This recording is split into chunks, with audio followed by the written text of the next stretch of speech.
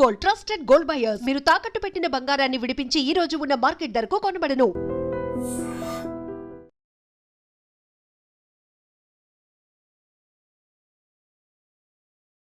నమస్తే, welcome to I dream talking point with కవిత.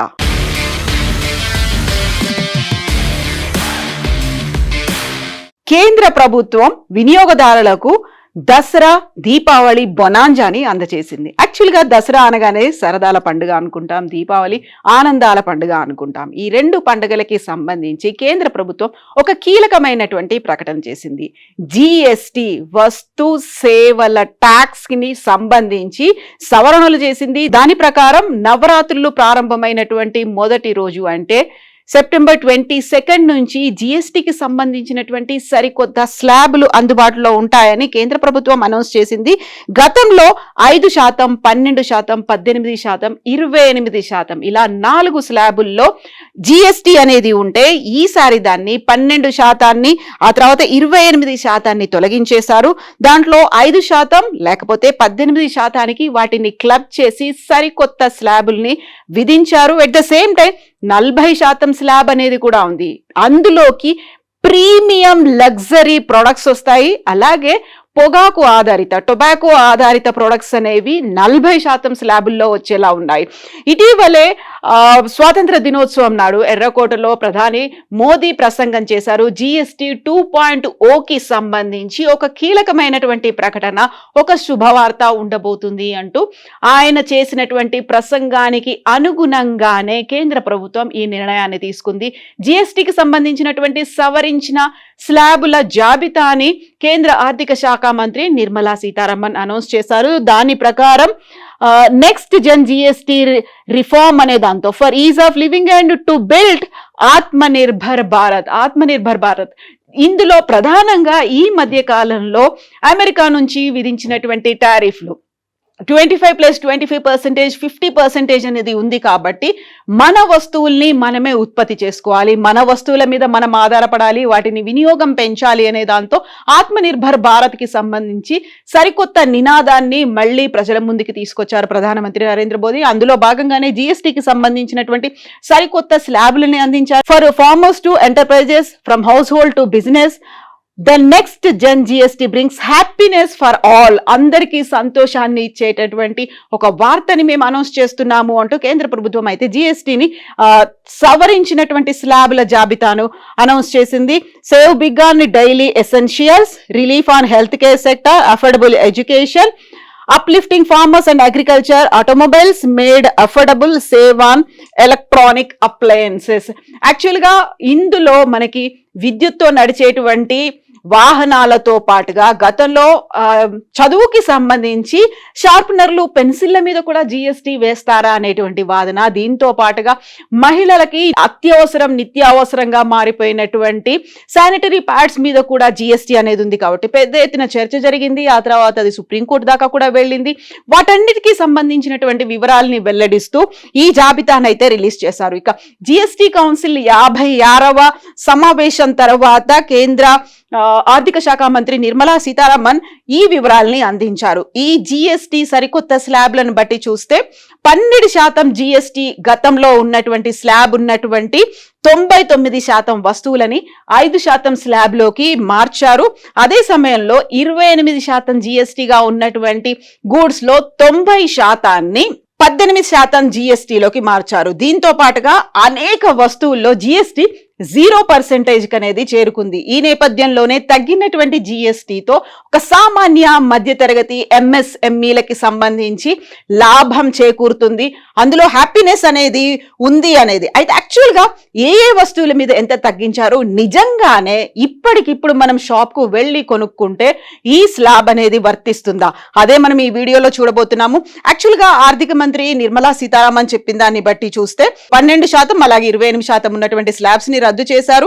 5%, 18% స్లాబుల్లో వాటిని విలీనం చేశారు. అయితే నేను చెప్పినట్టుగా లగ్జరీ అండ్ ప్రీమియం ప్రొడక్ట్స్ కి సంబంధించి అలాగే టొబాకోకి సంబంధించి 40% జిఎస్టి అయితే ఉంది. జిఎస్టి 2.0లో భాగంగా ఇది ఈ నిర్ణయాన్ని తీసుకున్నారు. ఇక మనం big on daily essentials, save big on daily essentials అంటే హెయిర్ ఆయిల్, షాంపూలు, టూత్ పేస్ట్లు, టాయిలెట్ సోప్స్, టూత్ బ్రషెస్తో పాటుగా బటర్, ఘీ, ఈ ప్రొడక్ట్స్ అన్నీ కూడా ఉన్నాయి. యాక్చువల్గా 18% నుంచి 5% అనేదేమో మనకి షాంపూలు, డైలీ హెల్త్ కేర్ కావచ్చు, లేకపోతే హెయిర్ కేర్కి సంబంధించి ఉంటే butter, ghee, cheese and dairy స్ప్రెడ్స్కి సంబంధించి 12% 5%కి తగ్గించారు. ప్రీ ప్యాకేజ్ నమ్కిన్స్, భుజియా, మనకి యాక్చువల్గా రెడీ టు ఈట్ లాగా దొరుకుతున్నటువంటి ఫుడ్స్ మీద కూడా 12 నుంచి 5% తగ్గింది. యుటెన్సిల్స్, మనం ఇంట్లో వాడుకునేటువంటి పాత్రల మీద కూడా 12 నుంచి 5%. Feeding bottles, napkins for babies and clinical diapers 12 నుంచి 5% తగ్గింది. యాక్చువల్గా క్లినికల్ డైపర్స్ అనేది ఏదైనా హెల్త్ ప్రాబ్లమ్స్ వచ్చినప్పుడు లేకుంటే సర్జరీస్ అయినప్పుడు యూస్ చేసేటువంటి డైపర్స్, చిన్నపిల్లలు వాడుకునేటువంటి డైపర్స్, వాటి మీద కూడా 12 నుంచి 5% తగ్గింది. స్వింగ్ మిషన్స్ అండ్ పార్ట్స్, కుట్టు మిషన్లకి సంబంధించి కూడా దాని స్లాబ్ను కూడా తగ్గించారు, 12 నుంచి 5% వచ్చింది. ఇక ఐటమ్స్కి సంబంధించి individual health and life insurance కి సంబంధించి 18 నుంచి 0 GSTలోకి చేర్చారంటే అది 18% లాభంగా ఉండబోతోంది. థర్మోమీటర్, మనకి బేసిక్ గా ప్రతి ఇంట్లో ఉండేటువంటి థర్మోమీటర్ కూడా 18% ఉండేది, అది 5%కి వచ్చింది. మెడికల్ గ్రేడ్ ఆక్సిజన్లు, మన గతంలో ఆక్సిజన్ సిలిండర్లకు సంబంధించి వీటన్నిటి వార్తలు చూసాము, దాని మీద కూడా 12 నుంచి 5% అయింది. All diagnostics kits and reagents, దీంట్లో కూడా మనకు అప్పటికప్పుడు ఇంట్లో కూడా టెస్ట్ చేసుకునేలా ఉండేటువంటి కొన్ని మెడికల్ కిట్లు ఉన్నాయి, వాటికి సంబంధించి 12 నుంచి 5% తగ్గింది. గ్లూకోమీటర్ అండ్ టెస్ట్ స్ట్రిప్స్, అలాగే కరెక్టివ్ స్పెక్టకిల్స్, కళ్ళద్దాలు, వీటి మీద కూడా 12 నుంచి 5% తగ్గింది. ఇక అఫోర్డబుల్ ఎడ్యుకేషన్ అంటే ఐటమ్స్కి సంబంధించి maps, charts and globes and pencils, sharpeners, crayons and pastels, exercise books and notebooks, eraser. ఇంతకుముందు నేను చెప్పినట్టుగా చిన్న పిల్లలు చదువు కోసం వాడేటువంటి పెన్సిళ్ళు, ఎరేజర్ల మీద కూడా GST అనేది భారీగా ఉంది అని మనం వార్తలు చూసాం, ఒక నిరసన కూడా వచ్చింది. దాంట్లో 12 నుంచి 0% చేశారు. ఇక ఎరేజర్లకు సంబంధించి 5% ఉన్నటువంటి స్లాబ్ను కూడా 0% అనేది చేశారు, నిల్లుంది. సో ఆ ప్రొటెస్ట్ల నుంచి కొంచెం వెనక్కి తగ్గింది. ఇది అందరికీ అందుబాటులోగా ఉండేలా తీసుకున్నటువంటి చర్యగా చెప్పొచ్చు. ఇక ఫార్మర్స్ అండ్ అగ్రికల్చర్కి సంబంధించి ట్రాక్టర్ టైర్స్ అండ్ పార్ట్స్ 18 నుంచి 5%, ట్రాక్టర్స్కి 12 నుంచి 5%, specified bio pesticides, micro nutrients 12 నుంచి 5%కి, drip irrigation system and sprinklers 12 నుంచి 5%, agriculture, horticulture of forestry, machines for soil preparation, cultivation, harvesting and threshing 12 నుంచి 5%. ఇక్కడ ఉన్నటువంటి మన అగ్రికల్చర్ సిస్టమ్కి కూడా దోహదం చేసేలా, అందుకే ఫార్మర్స్ టు ఎంటర్ప్రైజెస్ అందరికీ ఒక సంతోషకరమైనటువంటి వార్తను అందిస్తున్నామని కేంద్ర ప్రభుత్వం చెప్పినట్టుగా అగ్రికల్చర్లో కూడా తగ్గినటువంటి స్లాబ్స్ని మనం చూసాం. ఇక ఆటోమొబైల్స్ మేడ్ అఫోర్డబుల్, ఇక్కడ కూడా petrol and petrol hybrid, LPG, CNG కార్స్కి సంబంధించి 28 నుంచి 18%, diesel and diesel hybrid cars 28 నుంచి 18%, 3 వీల్డ్ వెహికల్స్ 28 నుంచి 18%, అంటే ఆటోలకి సంబంధించి.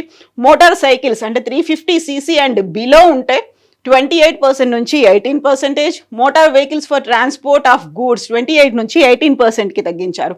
ఇక ఇప్పుడు మనం ఎలక్ట్రానిక్ అప్లయన్సెస్కి సంబంధించి చూస్తే ఎయిర్ కండిషన్స్ 28% నుంచి 18%కి తగ్గుతున్నాయి. Televisions above 32 inches including LED and LCD TVs 28 నుంచి 18% తగ్గుతున్నాయి. మానిటర్స్ అండ్ ప్రొజెక్టర్స్ కూడా 28 నుంచి 18%కి, డిష్ వాషింగ్ మెషిన్స్ కూడా 28 నుంచి 18%కి అనేది అయితే తగ్గుతున్నాయి. ఇక ఒక ప్రీమియం లగ్జరీ బ్రాండ్స్ ఏవైతే ఉన్నాయో వాటి ధరను పెంచుతున్నారు. ఎవరైతే ధనవంతులు ఉన్నారో, ఎవరైతే అఫోర్డబుల్గా మాకు ప్రాబ్లం లేదు ఎంత GST అయినా మేము కొనుక్కుంటాము అనుకునే వాళ్ళకి మాత్రం 28 నుంచి 40% అది అని పెరిగింది. మిగతా వాళ్ళకి మాత్రం అందరికీ ఆమోదయోగ్యంగా ఉండేలా, అందరూ దానికి వెల్కమ్ చెప్పేలా ఉండేటువంటి సాధారణ మధ్యతరగతి, దిగువ మధ్యతరగతి కుటుంబాలకు సంబంధించినటువంటి GSTని అయితే తగ్గించారు. అయితే ఈ GST సరికొత్త స్లాబ్స్లని అనౌన్స్ చేసిన తర్వాత స్టాక్ అనేది అక్కడ సూపర్ మార్కెట్లలోనో, షాపుల్లోనో, స్టోర్స్లోనో ఉన్నప్పుడు మనం కొనుక్కోవడానికి వెళ్తే ఈ పాత ధరలు ఉంటాయా, లేకుంటే సవరించినటువంటి కొత్త స్లాబ్స్లో నిర్ణయించినటువంటి ధరలు ఉంటాయా అనే దాన్ని బట్టి నిర్మలా సీతారామన్ ఆ క్లారిటీ కూడా ఇచ్చారు. నిజంగా చౌకగా మారతాయా, ఏవి కాస్ట్లీ అవుతున్నాయి అనే దాని మీద GST కటింగ్ ప్రయోజనాలు వెంటనే అమల్లోకి వస్తాయి. అంటే నవరాత్రి మొదలైనటువంటి ఫస్ట్ డే నుంచే ఇవన్నీ అమల్లోకి వస్తాయి. ఈ సవరించినటువంటి స్లాబ్స్ను కంపెనీలు కూడా అప్గ్రేడ్ చేసుకోవాల్సినటువంటి అవసరం ఉంది అని.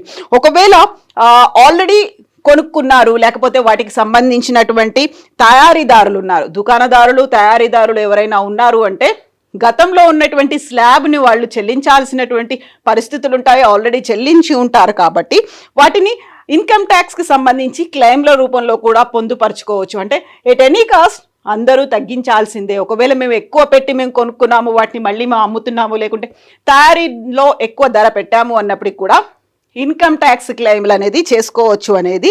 సో వస్తువులను పాత రేట్లలో అమ్మడానికి ఎట్టి పరిస్థితుల్లోనూ వీళ్ళు లేదు. ఒకవేళ మనం తీసుకోవాలనుకున్నటువంటి వస్తువు ఎక్కువ ధరకు అమ్ముతున్నారు, పాత రేట్లకే అమ్ముతున్నారు అనుకుంటే వెంటనే వినియోగదారుల ఫోరంకి కూడా కంప్లైంట్ చేయొచ్చు అనేది జిఎస్టీ సవరించిన స్లాబ్ల తర్వాత ఆర్థిక శాఖ మంత్రి నిర్మలా సీతారామన్ అనౌన్స్ చేసినటువంటి ఒక ప్రకటన.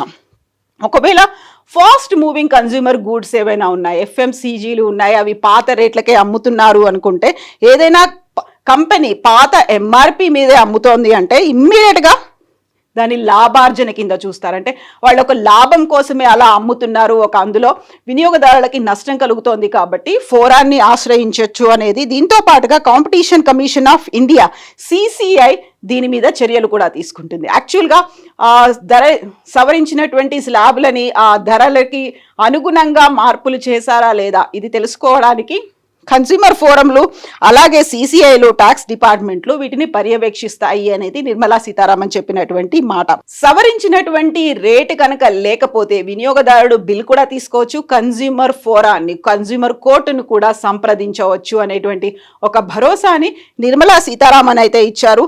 తనిఖీ మానిటరింగ్ అనేది కేవలం అక్కడ ఉన్నటువంటి కాంపిటీషన్ కమిషన్ ఆఫ్ ఇండియా, వినియోగదారుల ఫోరం లేకుంటే ఇన్కమ్ ట్యాక్స్ మాత్రమే కాదు, వినియోగదారులు కూడా వాళ్ళంతట వాళ్ళుగా చెక్ చేసుకోవచ్చు. పాత ధర ఏంటి, ఇప్పుడు సవరించిన ధర ఏంటి అనేది కూడా వాళ్ళంతట వాళ్ళు చేసుకోవచ్చు అనేది. అంటే పాత ధరలు ఎలా ఉన్నాయి, కొత్త ధరలు ఎలా ఉన్నాయి అనేది చూస్తే 1000 రూపాయల వరకు ఖరీదుగా ఉండేటువంటి 1000 రూపాయలు పెట్టాల్సినటువంటి చెప్పులు పాదరక్షలకి సంబంధించి చూస్తే వినియోగదారులపై గతంలో 12% పన్ను అనేది ఉండేది.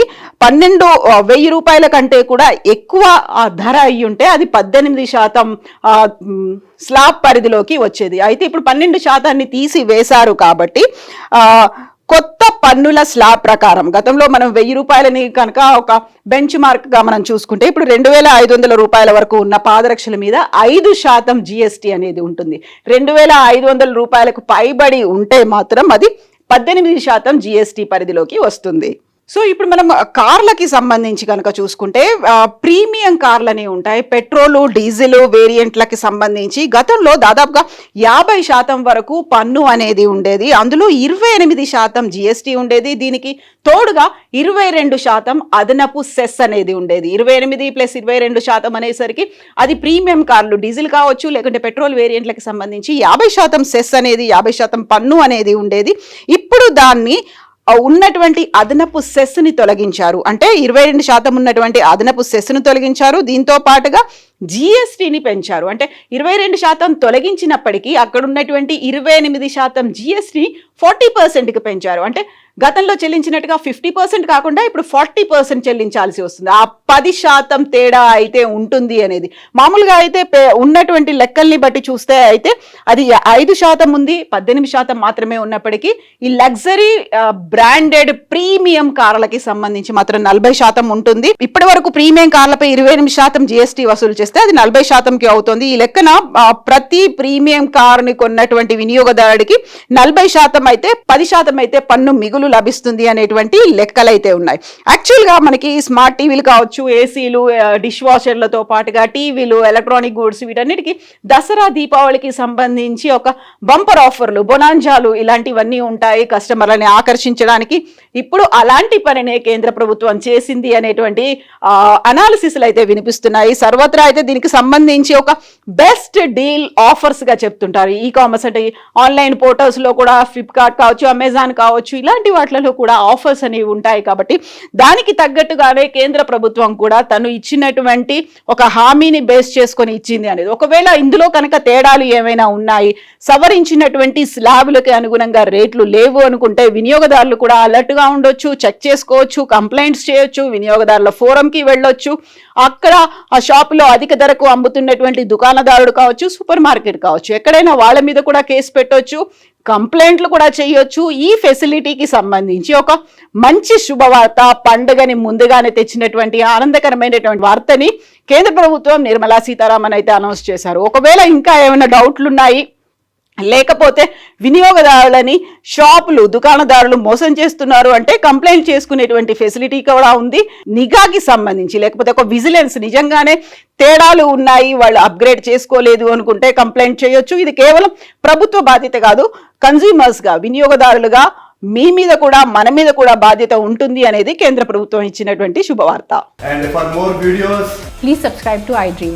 Please subscribe to iDream. Please subscribe iDream. And please subscribe to iDream.